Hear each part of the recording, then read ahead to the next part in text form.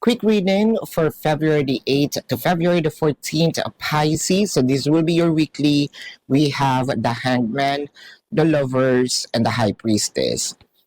Ang nakikita natin dito medyo nakabinbin, no?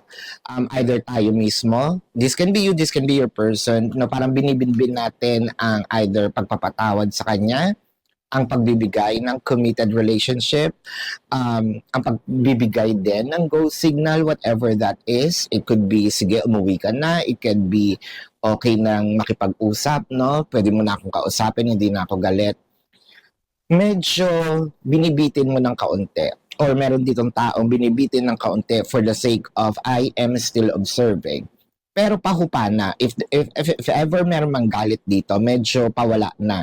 If ever meron man ditong sabihin nating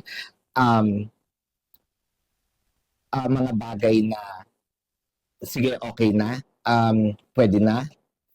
Siguro ito yung part na kalmado na ako, pero I want to see if you're gonna be consistent about it. No? So this is your quick reading, Pisces, for February the 8th to February the 14th.